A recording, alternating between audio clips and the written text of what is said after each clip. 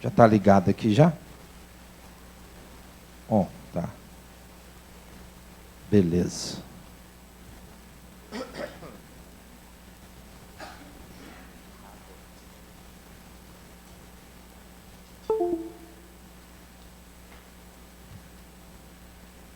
Eu vou ler do verso 1 ao verso 19. Atos 12, 1 a 19. Você acompanha aí na sua Bíblia essa leitura. Nessa ocasião, o rei Herodes prendeu alguns que pertenciam à igreja com a intenção de maltratá-los e mandou matar à espada Tiago, irmão de João. Vendo que isso agradava aos judeus, prosseguiu prendendo também Pedro durante a festa dos pães sem fermento. Tendo-o prendido, lançou-o no cárcere, entregando-o para ser guardado por 4 escoltas de 4 soldados cada uma. Herodes pretendia submetê-lo a julgamento público depois da Páscoa. Pedro então ficou detido na prisão, mas a igreja orava intensamente a Deus por ele. Na noite anterior ao dia que Herodes iria submetê-lo a julgamento, Pedro estava dormindo entre 2 soldados, preso com 2 algemas, e sentinelas montavam guarda à entrada do cárcere. De repente apareceu um anjo do Senhor e uma luz brilhou na cela. Ele tocou no lado de Pedro e o acordou. Depressa, levante-se, disse ele. Então as algemas caíram dos punhos de Pedro. O anjo lhe disse, vista-se e calça sandálias, e Pedro assim fez. Disse-lhe ainda o anjo, põe a capa e siga-me. E saindo Pedro, seguiu, não sabendo que era real o que se fazia por meio do anjo. Tudo lhe parecia uma visão. Passaram a primeira e a segunda guarda e chegaram ao portão de ferro que dava para a cidade. Este se abriu por si mesmo para eles e passaram. Tendo saído, caminharam ao longo de uma rua e de repente o anjo deixou. Então Pedro caiu em si e disse, agora sei, sem dúvida nenhuma, que o Senhor enviou o seu anjo e me libertou das mãos de Herodes e de tudo que o povo judeu esperava. Percebendo isso, ele se dirigiu à casa de Maria, mãe de João, também chamado Marcos, onde muita gente se havia reunido e estava orando. Pedro bateu a porta do alpendre e uma serva chamada Rode veio atender. Ao reconhecer a voz de Pedro, tomada de alegria, ela correu de volta sem abrir a porta e exclamou, Pedro está à porta. Eles, porém, lhe disseram, você está fora de si. Insistindo ela em afirmar que era Pedro, disseram-lhe, deve ser o anjo dele. Mas Pedro continuou batendo, e quando abriram a porta e o viram, ficaram perplexos. Mas ele, fazendo-lhes sinal para que se calassem, descreveu como o Senhor o havia tirado da prisão e disse, contem isso a Tiago e aos irmãos. Então saiu e foi para outro lugar. De manhã não foi pequeno o alvoroço entre os soldados, quanto ao que tinha acontecido a Pedro. Fazendo uma busca completa e não o encontrando, Herodes fez uma investigação entre os guardas e ordenou que fossem executados. Leia comigo os 2 versículos que estão aqui na tela, o 5 e o 12. Pedro, então, junto comigo, ficou detido na prisão, mas a igreja orava intensamente a Deus por ele. Percebendo isso, ele se dirigiu à casa de Maria, mãe de João, também chamado Marcos, onde muita gente se havia reunido e estava orando. Quero fazer uma estatística rápida, peço que você me ajude. Fazer um exercício do Ibope. Não precisa ter vergonha, tá bom? Seja só sincero se você puder ser e também transparente. Quem é que hoje está passando por algum tipo de enfermidade no seu corpo ou no corpo de algum familiar seu? Levanta a mão, faz favor. Beleza, pode baixar. Quem aqui está passando por algum tipo de problema financeiro, ou na empresa, ou na sua própria conta, algum tipo de crise momentânea? Levanta a mão, por favor, só para a gente ter uma estatística. Beleza. Quem aqui está passando por algum tipo de problema relacional? Ou no seu casamento, ou com um filho, ou dois irmãos seus que estão brigados, ou é alguém da sua família sanguínea, só no sangue. Quem está passando? Levanta a mão mais ou menos aí. Beleza. Quem aqui está passando por algum tipo de problema político na cidade, achando que a cidade está abandonada? Levanta a mão. Bem. O fato é o seguinte, irmãos. Todos estes e vários outros problemas que eu não mencionei, eu podia continuar aqui quase que indefinidamente, a Bíblia menciona e diz que para todos estes problemas, o primeiro passo e o último passo são a oração. A Bíblia diz isso com clareza. A Bíblia diz que quando nós temos algum problema de enfermidade, nós temos que orar. Quando nós temos algum problema de depressão, nós temos que orar. Quando temos um problema de ansiedade, nós temos que orar. Quando nós temos um problema relacional que precisa de paz, nós temos que orar. Quando nós temos um problema de crise financeira, nós temos que orar. E por aí vai. A palavra de Deus e o Espírito Santo entendem e querem e nos mostram que, na realidade, as coisas se resolvem com a oração. Eu quero então, nessa noite, pregar com esse tema, desenvolvendo o espírito de oração. Por que eu quero pregar com esse tema? Porque não é algo que nós estamos vivendo. Nós estamos vivendo, sim, os problemas. Mas eu não tenho dúvidas que nós não temos sobre a nossa igreja um espírito de oração. Nós temos até desejo de que Deus atue. E até oramos por isso. Mas eu quero então te mostrar o que é um espírito de oração. Porque eu não tenho dúvidas que nós não vivemos isso. Então a minha pregação é, antes de tudo, um desafio. Para que você saia daqui com um desejo sincero de se envolver com o espírito de oração. Para que você entenda que Deus age em todas as coisas. E eu creio nisso, em nome de Jesus. O que é o espírito de oração?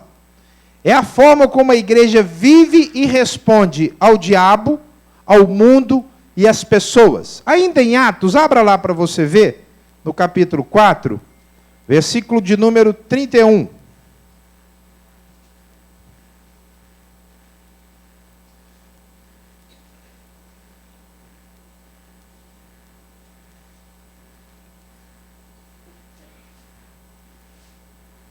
Atos capítulo 4, versículo 31.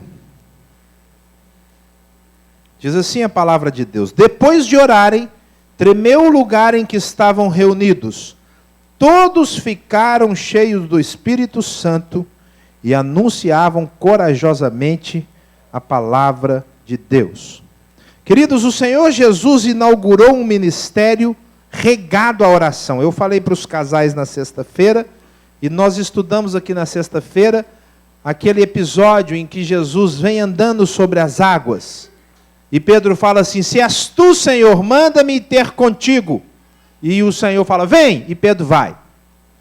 E esse texto começa assim: Jesus insistiu com os discípulos para que fossem para o outro lado do lago. Enquanto isso, ele, subindo ao monte, orava sozinho.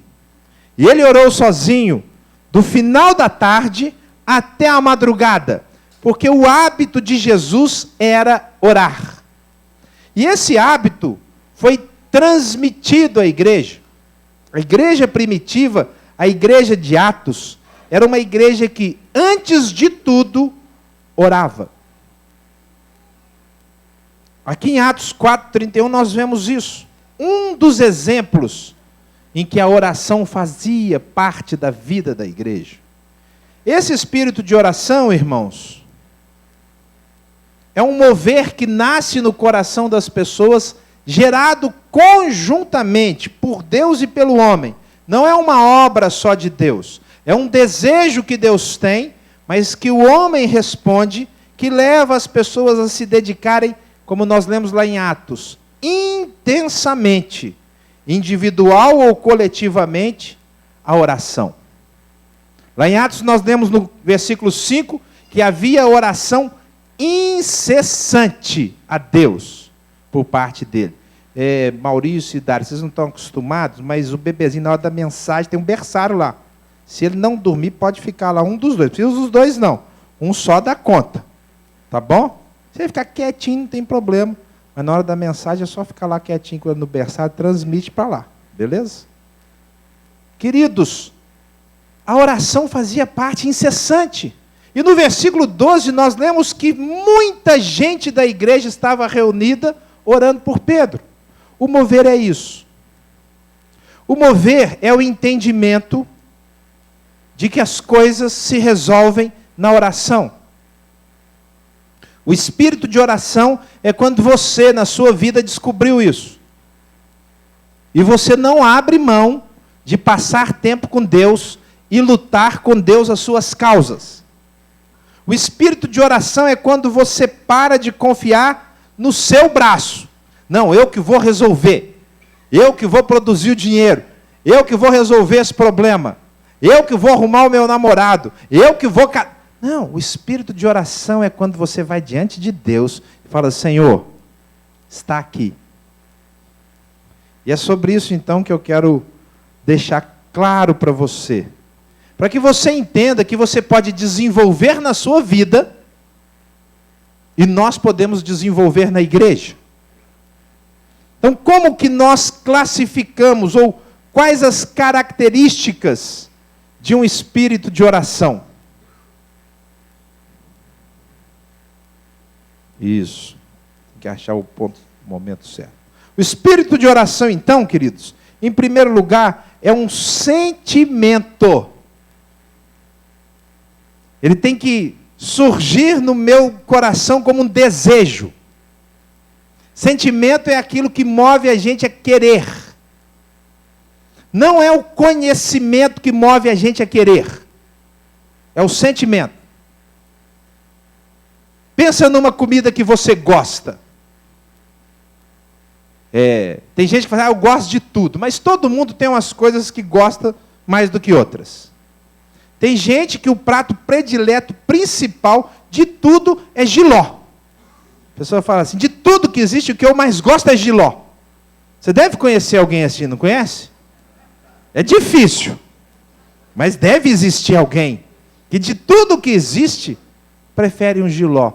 Mas quando você pensa no seu prato, quando você pensa, por exemplo, numa picanha gordurosa, queimando na brasa, aí você vai, Mas quando você pensa num prato de jiló, você fala, isso é sentimento, é gosto, mexe com a emoção. Se não houver um sentimento, um desejo, não no sentido só de querer, mas de se gostar, não vai haver um espírito de oração. Eu vou ser sincero com vocês, irmãos, me desculpem, vocês são minhas ovelhas. É ruim a gente ficar falando a verdade para as ovelhas, mas eu tenho o hábito de falar a verdade. Né? Hoje alguém falou comigo assim, falou assim, nossa, pastor, você podia ser menos, sim, né? Tão direto, Mas não sei. Irmãos, a maior parte de nós não gosta de orar. Não gosta. Sabe que é necessário, sabe que é importante, mas gostar, não gosta. Porque quando você gosta, você sente falta. Você fala assim, que horas que é a reunião de oração? Eu quero chegar lá. Você fica excitado. Então, o sentimento tem que ser desenvolvido. Nós começamos a reunião de oração. Começamos a reunião de oração, infelizmente, religiosamente. Religiosamente quer dizer, porque nós não tínhamos uma reunião de oração e precisávamos ter, e começamos, e hoje nós temos, graças a Deus, amanhã, 7 horas da manhã, é o dia dos homens. Só homem ora amanhã, de 7 às 8. Não que as mulheres não podem orar, pode, só não pode ser junto com os homens, porque nós queremos estimular os homens. Então os homens aí, compromisso amanhã, 7 da manhã, até às 8 a gente ora, depois a gente toma um cafezinho junto. Ah, mas o meu trabalho começa às 8. Hora de 7 às 7h30. Não precisa ficar até às 8. Terça, sexta é para qualquer pessoa. Deixa o filho na escola e vem orar. Não tem filho, antes de ir para o trabalho, vem orar. E por aí vai. Bem, quando eu comecei era um compromisso religioso. Mas cada dia que eu vinha, Deus me visitava. Hoje, irmãos, eu amo vir na reunião. Eu fico pensando, eu estou doido para chegar na reunião. Porque parece que o jeito que eu oro e o Senhor fala comigo, das 7 às 8, é diferente. Assim como é diferente na quarta-feira, quando eu subo um monte para orar com os rapazes, os homens que vão. Porque o encontro com Deus tem que ser desejado. Você tem que gostar. Se você não gostar, você não vai ter um sentimento. Um espírito de oração também é uma prioridade. Quem vive um espírito de oração, e a igreja que vive um espírito de oração, entendeu que as coisas se resolvem na oração. E, meus irmãos, as coisas se resolvem na oração. Não é na força do braço. Salmos diz assim, o salmista, o cavalo se prepara para o dia da batalha, mas a vitória vem do Senhor. Então nós precisamos dar prioridade. O espírito de oração é um compromisso. Bem, você não precisa vir orar na igreja, porque na realidade o encontro é com Deus. Quando nós vimos orar na igreja, nós não vimos encontrar uns com os outros, nós vimos juntos encontrar com Deus. É uma autodisciplina comunitária. Mas se você não tem condição, não consegue pegar o ônibus, não tem um carro, mora longe, lá na sua casa, entra no seu quarto, fecha a porta e diante do Senhor busca o seu Deus num compromisso. Então, meus irmãos, se nós não temos um compromisso de oração, nós não gostamos de orar. Porque você não precisa das 4 paredes do templo para orar, porque isso aqui não é sagrado. Para orar, você só precisa de desejo e compromisso. O espírito de oração é um compromisso. O espírito de oração é um movimento. Está continuamente acontecendo. É uma agitação, é uma ação, é um verbo. A oração não é dominical, a oração é contínua. Quando o Senhor mandou fazer o tabernáculo e posteriormente o templo, Ele mandou colocar ali um altar e falou assim, nesse altar o fogo tem que arder 24 horas. Havia um grupo de sacerdotes cuja função era alimentar o fogo. Alimentar o fogo. Não podia apagar, Renzo. 24 horas tinha que ter brasa. A oração é assim. Paulo chega ao extremo de dizer que eu e você precisamos orar em todo o tempo no Espírito. Porque a oração é um movimento. E um espírito de oração também é um envolvimento. Mexe com tudo aquilo que eu sou e que faço. A oração, queridos, é como sangue. Onde cortar você aí na sua pele, vai brotar um líquido viscoso e vermelho. Tem vaso sanguíneo em você inteiro. O sangue permeia você da cabeça aos pés. A oração tem que envolver sua vida, é um envolvimento. Tem que envolver o seu trabalho. Nada fica fora do escopo da oração. Se você vai escolher uma roupa, você pode orar pela roupa. Se você vai fazer um depósito, uma retirada, pagar uma conta, assumir um compromisso sério, começar um namoro, decidir um casamento, comprar uma casa, fazer um tratamento sério. O espírito de oração é quando nada, absolutamente nada, foge do escopo da oração. Nada é pequeno de, isso é bobagem, não precisa orar não. Queridos, a oração envolve todas as coisas na vida. Quando você estiver completamente absorvido por uma vida de oração, você não vai fazer nada sem falar com seu pai. Nada. Você vai falar, Senhor, o que o Senhor acha?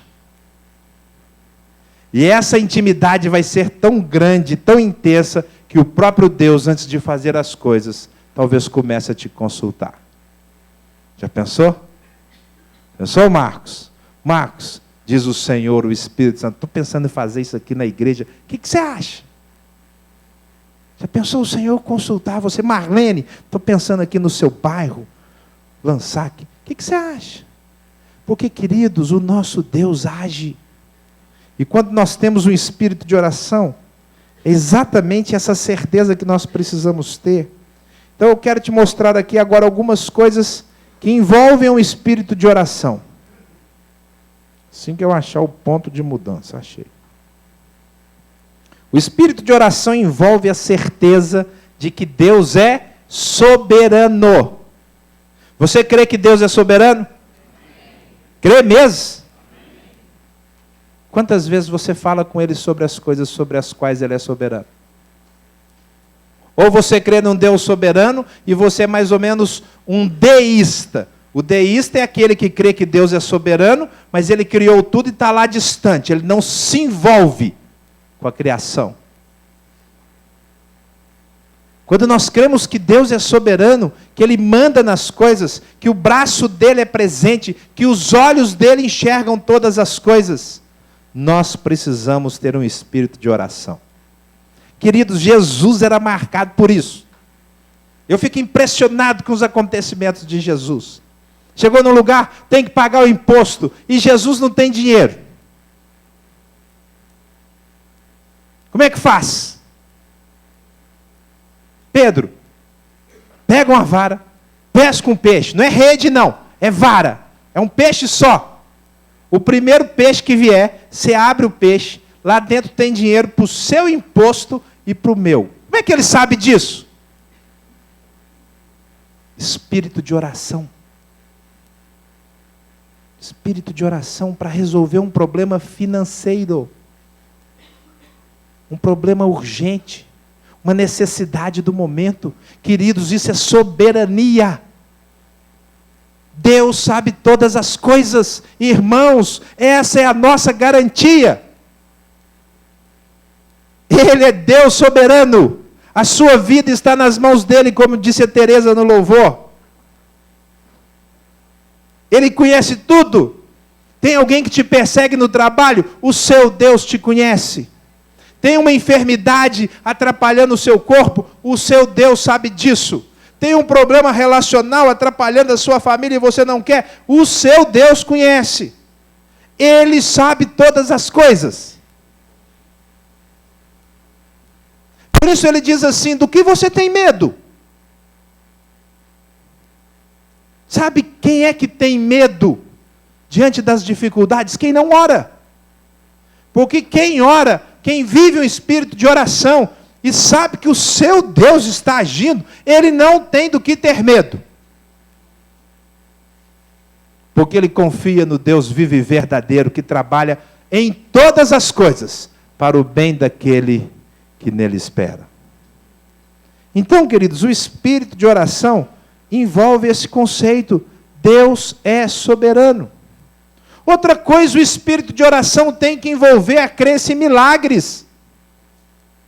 Afinal de contas, o nosso Deus não é um Obama superpoderoso.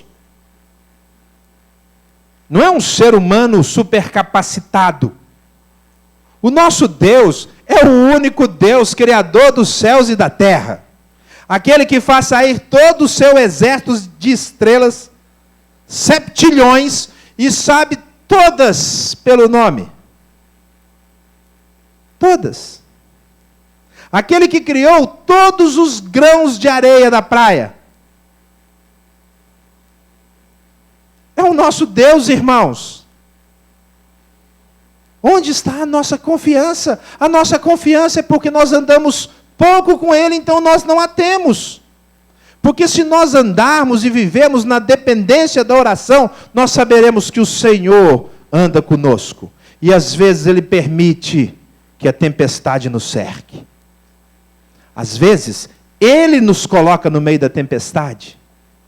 Às vezes Ele faz faltar o dinheiro no bolso, e você fica assim, ai meu Deus, como que eu vou pagar a conta? E o Senhor está te ensinando a reduzir o seu orçamento, reduzir, vender e confiar nele. Ele é o seu Deus. Ele age em todas as coisas. Ele age nos mínimos dos mínimos detalhes. Como é bom ter essa certeza. E aí Ele faz milagres. Ele é Deus, Ele faz milagres. Ele cura, Ele liberta. Ele restaura. Ele renova. Irmãos, nós precisamos crer em milagres. Milagre andou meio sumido, virou artigo de igreja que faz show na televisão. E a gente nem sabe se é milagre. Milagre é do dia a dia. Milagre não é para projetar o nosso nome. Todo milagre que projetar o nome de uma pessoa ou o nome de uma igreja não tem propósito, porque qualquer milagre serve para uma única coisa: engrandecer Jesus Cristo. Glorificar Jesus Cristo. Se você estiver disposto, se você estiver sinceramente disposto a glorificar Jesus, o Senhor vai usar as suas mãos. Ele vai. Porque o que Ele quer mais fazer é glorificar Jesus Cristo. E aí você pode crer na escola, viu, adolescente? A sua escola precisa de gente que ora. Porque, olha, eu não estou estudando na escola de vocês, não. Mas eu acho que o mundanismo reina nas escolas dos adolescentes hoje em dia. Está precisando de adolescente que ora, que busca Deus. E vocês são os chamados para fazerem isso. No meio de uma escola que não quer saber de Deus, Deus levanta adolescentes que oram, que batem no peito e falam assim: eu oro e Deus responde. Nós precisamos crer em milagres, irmãos. Milagre não é artigo de igreja pentecostal, não. Milagre é aquilo que o Deus vivo e verdadeiro faz quando Ele é solicitado, quando há um espírito de oração. O espírito de oração envolve a unidade. Atos 12:12 diz assim: havia muita gente orando por Pedro. Se você não sabe se envolver com o problema do outro, se você não sabe sofrer junto, você não conhece o espírito de oração. Não conhece. Eu disse aqui no início, né, que eu ia ser meio deselegante, falar assim, nossa igreja não gosta de orar, nós não temos espírito de oração. Mas é melhor a gente falar a verdade. Você precisa se envolver com os problemas dos outros. Eu sei que você tem problema complicado. Eu sei. Eu sei que seu problema normalmente é o pior de todos. Você acha que você está no fundo do poço. Mas o Senhor chama quem está no fundo do poço para se envolver com os problemas dos outros. Se você não começar a perguntar qual é o seu problema, posso orar por você? Se você não começar a anotar o que é dito aqui e perguntar, você não vai se envolver. Na quinta-feira a Marlene chegou para mim e falou assim: pastor, eu tenho uma ótima notícia, a Gláucia saiu lá do negócio de transplante. Nós oramos por ela aqui. Foi pedido aqui na frente um caso grave, com risco de morte. Aí você vai, Gláucia? Quem é Gláucia? Aqui na igreja? Eu não estou sabendo disso não. Então pega o seu celular e para de anotar e mandar o WhatsApp, abre lá o seu bloco de notas, porque todo celular tem um bloco de notas. E começa a anotar os pedidos de oração. Abre o boletim, tem lá uma seção de pedidos de oração. E começa a orar por essas pessoas. Ah, mas eu não conheço. E daí se você conhece? Você está falando com quem conhece?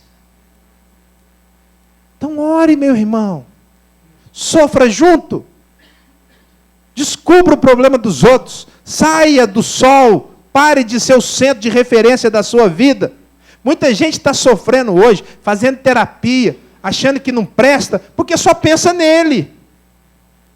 Eu estou em depressão. Então começa a preocupar com os outros. Eu não conheço ninguém que se envolvendo com os problemas dos outros é curado de depressão. Não conheço. Porque ela começa a ver gente que tem problemas 10 vezes pior que o dela. Aí fala, puxa vida, eu estava achando que eu estava precisando, o dinheiro que eu ia pagar para a terapia, eu vou pagar para ele. Porque está pior que eu. É sério, irmãos. Se você quer ser curado dos seus problemas de alma, se envolva com os problemas dos outros. Foi o que Jó fez. Jó estava no poço, coitado. Jó estava ruim. Perdeu todo o dinheirinho dele. Perdeu a família. Brigou com a mulher brigou com ele. Mas você não quer saber desse homem. Esse homem só me traz desgraça. Ô homem amaldiçoado. Os amigos vieram aconselhar Jó e começaram a acusá-lo. Jó, o que você fez? Conta aí pra gente. O cara estava no poço. Ele ficou tão ruim que ele brigou com Deus. Ele mesmo começou, Deus, quer saber? O Senhor errou quando me criou. Melhor eu morrer. Tudo dá errado na minha vida. Aí o Senhor falou com ele, Jó, vem cá. Eu sei que você está achando que você está na pior da situação, mas deixa eu te mostrar algumas coisas que você não sabe. E uma das coisas que nós não sabemos é quantos problemas as pessoas têm. Então, se você quer um espírito de oração, comece a sofrer junto, unidade. E aí você vai descobrir o que é o espírito de oração. O espírito de oração envolve batalha espiritual. O diabo não quer que você ore. Não quer. Aliás, o diabo não quer que você ore, o diabo não quer que você leia a Bíblia, o diabo não quer que você venha à igreja. O diabo não quer que você cante, o diabo não quer que você dê o dízimo, o diabo não quer nem que você sorria. O diabo quer que você seja orgulhoso, arrogante, materialista, rabugento, chato, pecador, safado e sem vergonha. É verdade. Agora, se você quiser falar assim, não, agora eu vou na reunião de oração às 7 horas da manhã, ele vai fazer de tudo para você não vir. Inclusive, vai apertar o botão da preguiça na sua vida. Tem um botão de preguiça nas nossas vidas. Cada vez que você quer orar, o diabo vai lá e pá, aperta o botão. É só isso que ele faz. Aí você fala, estou cansado. Não dá tempo. Aliás, só 15 minutos, o que eu vou fazer, né? Orar 15 minutos? Que bobagem é essa? Batalha espiritual, irmãos. É batalha mesmo. Cabos estragados. Fala assim, isso é um problema técnico. Muitas vezes é um problema diabólico. Porque uma música que o Espírito Santo pode usar para tocar a sua vida, um cabo tira a sua atenção, como disse a Teresa. E você acha que o diabo não quer tirar a sua atenção? Não quer que você perca o foco da presença dele? Às vezes uma dor. O diabo quer que nós percamos os momentos de graça. Eu contei aqui, eu fiz o casamento ontem da Tamara e do João. Tamara é nossa líder do Ministério Infantil.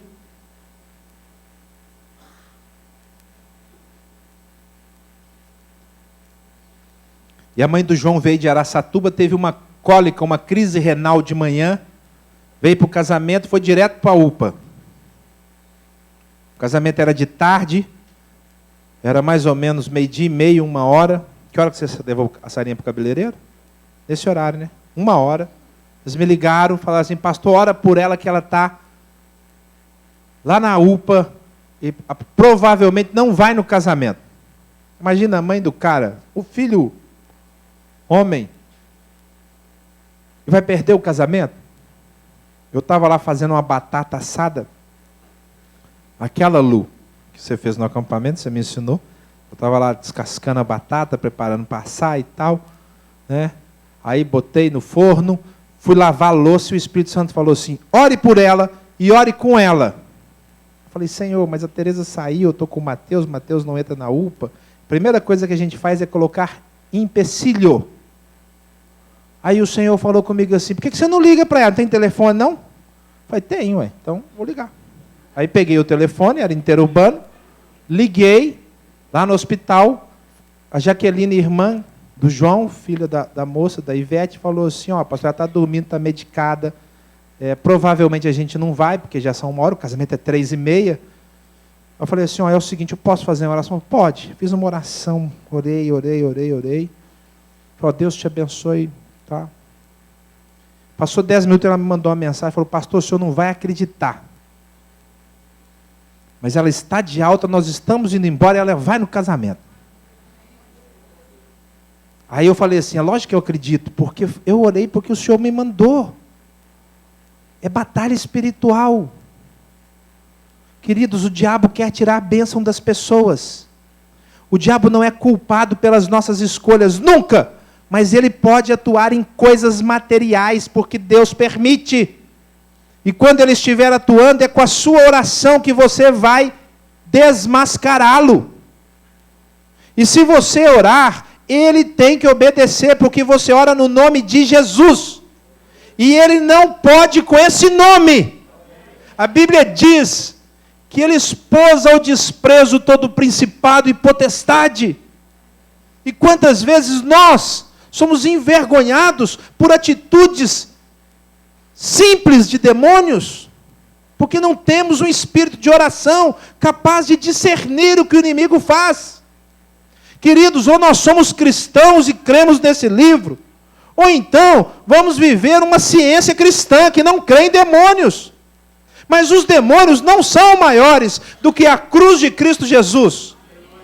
Muito menos maiores do que a igreja dele. Então nós precisamos crer num Deus soberano, em milagres, orarmos uns pelos outros. Eu nem conhecia a mãe do João, mas eu fiquei condoído que uma mãe perdesse o casamento do seu filho. Ela teve outra crise lá na porta da igreja, saiu, aí na primeira oração, quem estava lá, falei assim, gente, eu sei que é oração de casamento, mas vou orar pela mãe do cara. E nós oramos ali no casamento, e depois nós fomos conversar com ela no carro. Ela falou assim, quando passou a dor, eu falei, vamos voltar que eu vou assistir o casamento. E do carro ela voltou, né, Tereza? Sabe por quê, queridos? O inimigo não quer que nós experimentemos a graça e a bênção de Deus. Mas quem é o inimigo? Se você tiver um espírito de oração na sua vida, quem é o inimigo? Pelo contrário, ele vai falar assim, eu conheço você, Laura, e eu tenho medo de você, porque Jesus Cristo reina na sua vida. E ele tem que temer Jesus, ele não precisa temer você, mas ele tem que temer aquele que está em você, porque aquele que está em você é maior do que o que está no mundo. Isso chama espírito de oração. Você pode desenvolver, um adolescente pode desenvolver, um jovem, um adulto, um senhor, uma senhora, um casal, uma família pode desenvolver. Se gostar de orar, se entender o que o Senhor tem. O espírito de oração envolve fé inabalável. Volte lá em Atos 12 para você ver. Uma fé que não desmorona.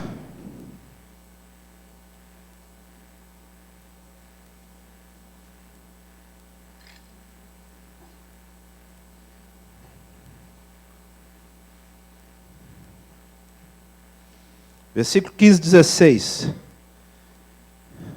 A mocinha, ouviu a voz de Pedro, correu, falou, Pedro está à porta. Versículo 15 diz assim, eles, porém, lhe disseram, você está fora de si. Insistindo ela em afirmar que era Pedro, disseram, deve ser o anjo dele. Mas Pedro continuou batendo, e quando abriram a porta, o viram, ficaram perplexos. Olha o tamanho da fé da igreja. Que tamanho que é a fé dessa igreja aqui? Eles estão orando para Pedro ser solto. Pedro é solto. E quando Pedro é solto, eles ficam o quê? Que fé é essa? Não é essa fé que o Senhor quer que a gente tenha. A fé que o Senhor quer que a gente tenha é essa fé de alguém que diz assim, pesca o peixe, pega o dinheiro que está dentro dele e paga o imposto. Aí Pedro vai lá, pesca o peixe, aí fala, não, tem dinheiro aqui dentro. Você acha que Pedro fez isso? Lógico que não. Pedro pegou o peixe e falou assim, dá licença. Eu acho que Pedro levou o peixe lá no coletor de impostos, falou assim, ó, aqui, tá vendo esse peixe aqui, ó? Ó, cortou o peixe e tirou o dinheiro. Fé inabalável é isso. E Pedro tinha, irmãos, porque Pedro foi o único homem, além de Jesus Cristo, que pisou na água como se fosse terra firme. É fé inabalável ou não é? E não era uma água calma, era uma tempestade. Esse homem tinha fé inabalável. Às vezes ele dava uma escorregada, mas esse homem cria em Deus. Ah, ele cria. É o Senhor, manda eu andar na água e eu vou. Qual discípulo tinha coragem para fazer isso? Sabe quem estava batendo na porta da igreja? Pedro. Esse cara que tem fé inabalável. Ele era um pescador. Simples. Mas se tornou o líder da igreja. Foi o homem que o Senhor falou assim, Pedro, apacenta as minhas ovelhas. Porque tem que ser alguém que tem fé. Talvez a sua família precisa de mudança, porque falta alguém que tem fé lá dentro. Pode ser um filho que tenha fé. Porque, queridos, quando alguém tem fé inabalável, impacta, move, mexe com os outros. E nós precisamos ter fé inabalável. Podemos ser como essa igreja aqui. É para isso que o Senhor nos chama. Por fim, o que o espírito de oração produz?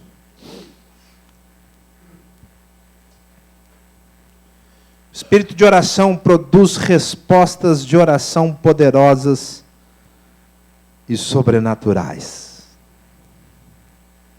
Deixa eu te falar uma coisa. Está na hora de você começar a colecionar respostas de oração. As suas. Parar de ler no livro. É bom ler no livro e conhecer as respostas de oração do livro. É bom conhecer da Bíblia. É bom ouvir dos outros. Mas você precisa ter ousadia e desenvolver um espírito de oração. E você ter a certeza que o seu Deus ouve você. E quando você ora, Ele responde. E você vai colecionar 1, 2, 3. Não é orgulho não, irmãos. É relacionamento com Deus. É só você orar. É só você crer. É só ter coragem, ousadia. Queridos, essa cidade, esse país, esse mundo precisa de um tipo de homem, de mulher, de jovem, de adolescente que leva Deus a sério. Que não estão brincando de cristianismo.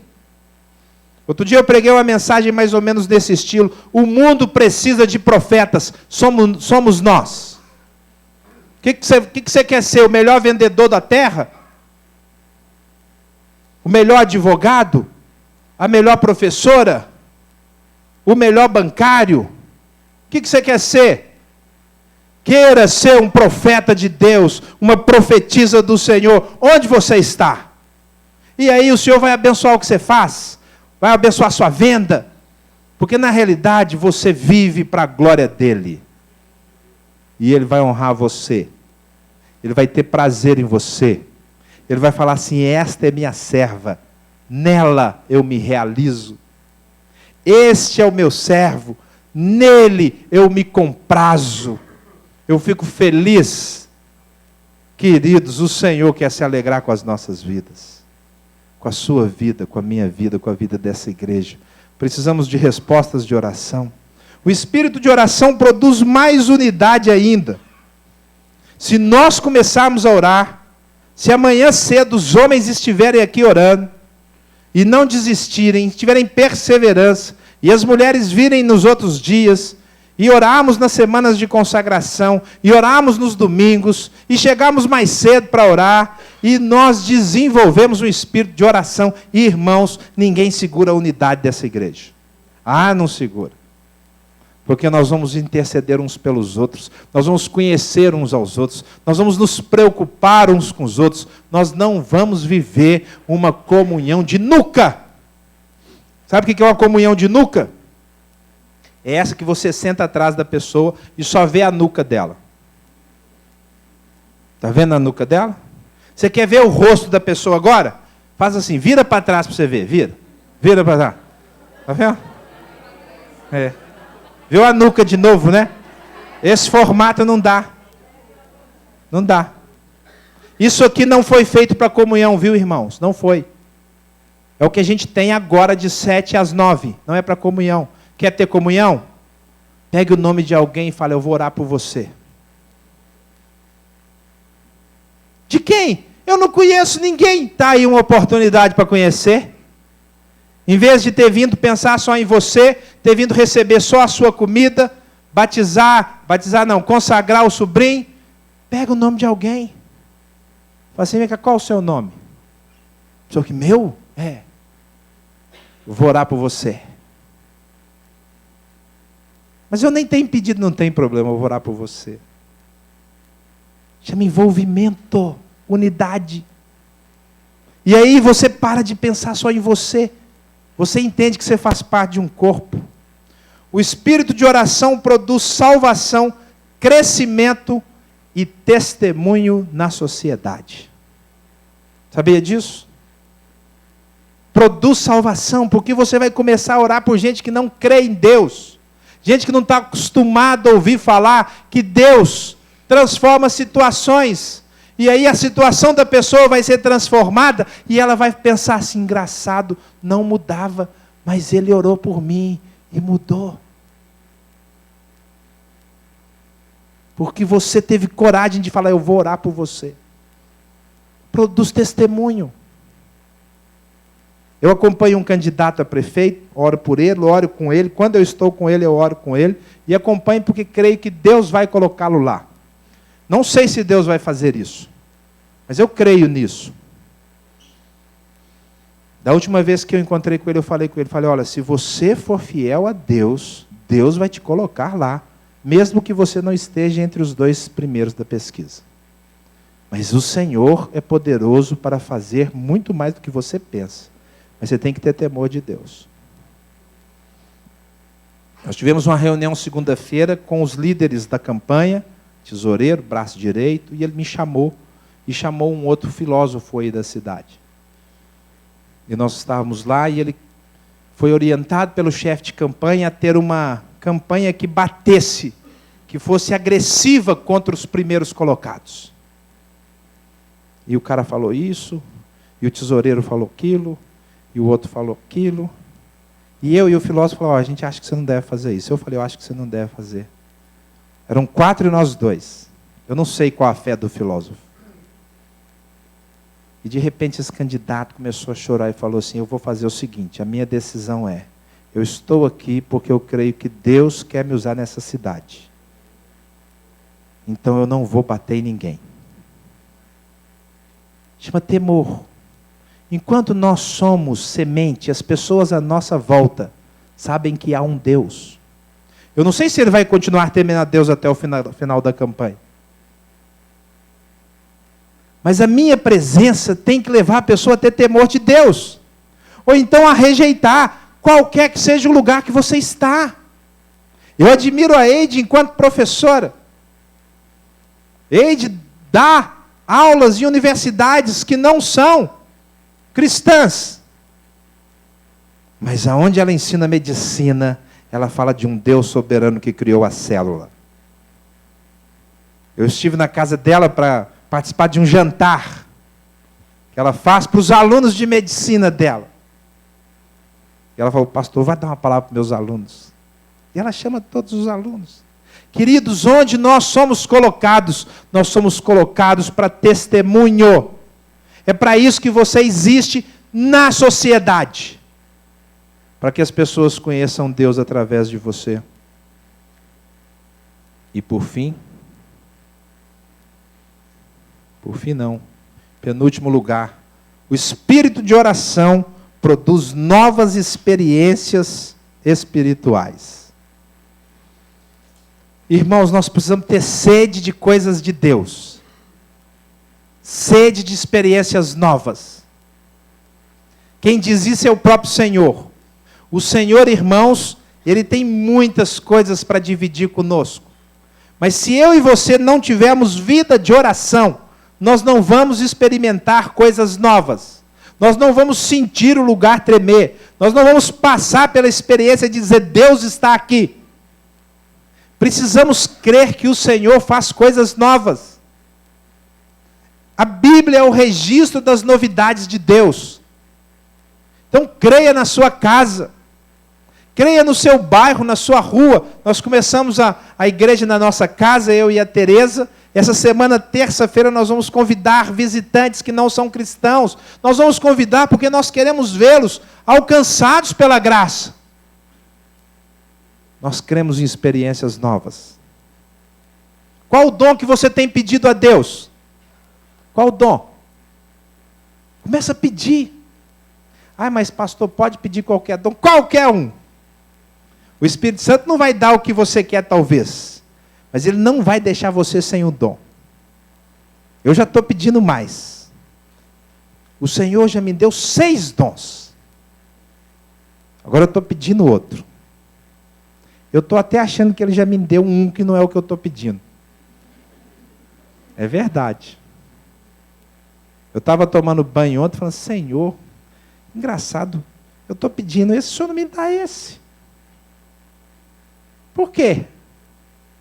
Falei com o Espírito Santo, o que eu tenho que o Senhor não me dá esse? Eu não entendo isso. Porque o Espírito Santo ama dar dons, irmãos. A palavra de Deus diz que quando Jesus foi morto na cruz, ressuscitou, subiu ao céu e diz assim, deu dons aos homens. Quantos você tem? Às vezes você não tem porque você só quer dinheiro. Eu quero dinheiro. Quer dinheiro. Dinheiro, dinheiro. Aí Ele não vai te dar dom nenhum mesmo. Porque quem quer dinheiro é o Silvio Santos. É gente de auditório. Está lá de figurante. Não é alguém que faz diferença no reino de Deus. Porque aquelas pessoas que ficam lá pegando dinheiro no programa dele, não fedem nem cheiram para que o programa aconteça. Agora, se você parar de querer dinheiro e começar a querer os dons do Espírito Santo, o Espírito Santo vai tornar você alguém que é ativo. Um protagonista. Você deixa de ser figurante. Você passa a ser um agente. Porque o dom revela-se na sua vida. E quando o dom revela-se na sua vida, Jesus Cristo é engrandecido. Porque quem é você para fazer o dom exercitar? Então, vá atrás de experiências novas. E agora sim, por último. O espírito de oração produz intimidade. Eu quero desafiar você com essa palavra. Eu ainda vou projetar, se tiver ali, a oração de Andrew Bonar, que ele fez no século XIX. Mas o melhor de Deus é a intimidade. Eu quero desafiar você a querer ser íntimo de Deus. Eu e a Tereza estamos casados há 26 anos. Namoramos e noivamos mais 3. Né? Eu não tenho dúvidas, eu estou vivendo o melhor momento da minha vida com Deus. Por causa da intimidade, eu não tenho dúvidas disso. Eu quero desafiar você a ter intimidade, buscar intimidade, querer Deus. Isso não se produz, eu não posso fazer uma oração mágica, agora o Maico vai ter intimidade. Não existe isso. Intimidade se busca, intimidade se deseja, Deus é perseguido e Ele ama. Quem vai atrás dele tem sede dele. Quem ora como o salmista diz, a minha alma tem sede do Deus vivo. Quando irei e me verei perante o meu Senhor? Eu quero desafiar você a ter um espírito de oração. Olha que bonita a oração que Andrew Bonar fez. Ih, não está, pegou a coisa errada. Não está aí, que pena. Ah, está aí. Olha que benção. Andrew Bonar foi um pregador escocês do século XIX. Ele fez essa oração e as pessoas escreveram.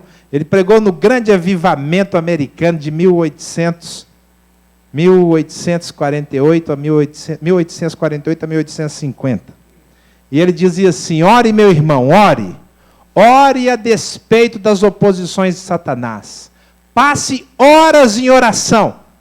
Prefira negligenciar a companhia dos amigos do que deixar de orar. Prefira jejuar, abster-se do café da manhã, do almoço, do jantar e não dormir, do que deixar de orar. E não adianta ficarmos conversando sobre oração. Não adianta ficar teorizando. Temos que orar muito e com fervor. A vinda do Senhor está próxima. E Ele virá despercebidamente enquanto as virgens estiverem dormindo. Deixa eu te falar uma coisa. Ou você está orando, ou você está dormindo. Não existe um meio termo. Não no Evangelho de Jesus. Ou você é uma pessoa de oração, ou falta o óleo na sua lâmpada e você está dormindo.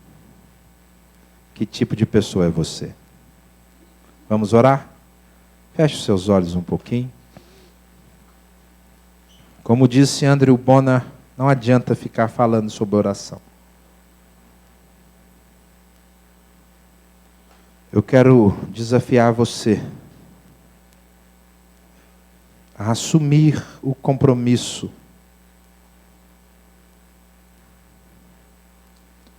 de pelo menos tentar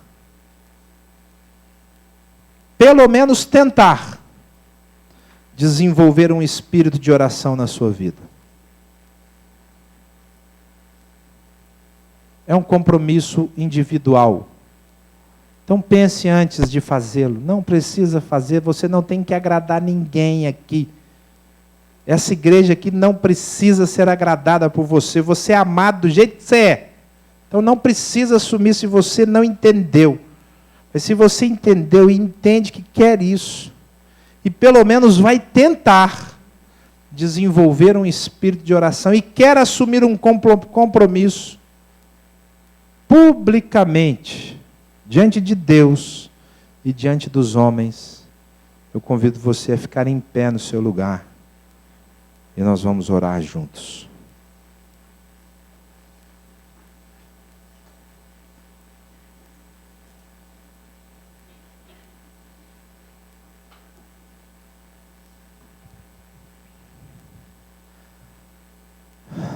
Pai amado, às vezes eu sinto um desejo de orar de madrugada,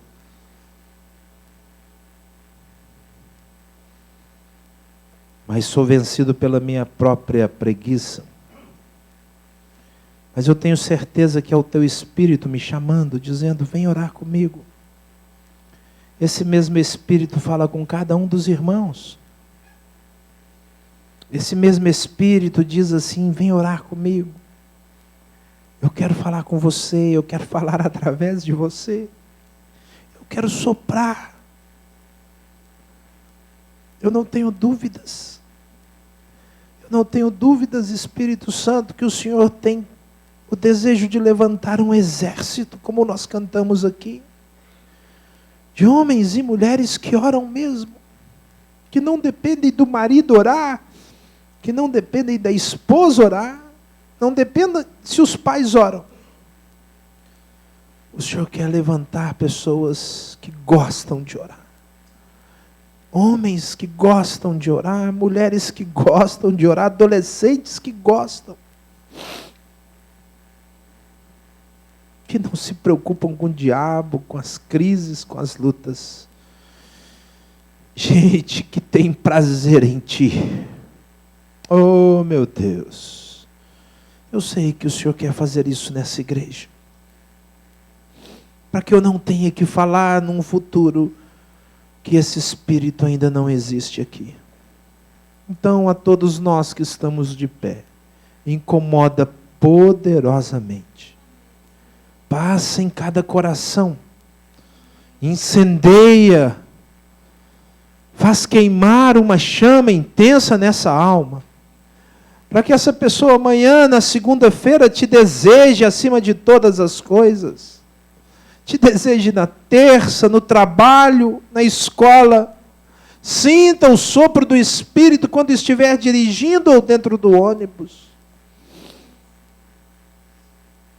Sinta a tua presença na quarta, na quinta, na sexta, dentro de casa, no almoço da família, no jantar à noite.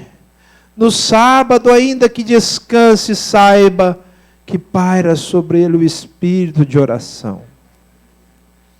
Ó Senhor, faz aquilo que nossas mãos não fazem. Ó Senhor, vai à nossa frente. Vai à nossa frente. Nós não confiamos na carne. Nós não confiamos no nosso braço. Nós confiamos no Senhor, Deus. Nós confiamos em Ti, Cristo Jesus, nosso Rei. Nós confiamos no Senhor Espírito Santo. E queremos ver o Senhor soprar e agir no nosso meio. Ah, nós queremos. Nós queremos. Como nunca vimos ainda. Surpreende-nos. Surpreende-nos. É assim que nós vamos terminar esse culto. Sedentos da tua surpresa. Vem sobre nós. Vem sobre nós. E muda a nossa história. Em nome de Jesus. Amém. Vamos todos ficar em pé agora. Que o Senhor te dê uma semana de vitória.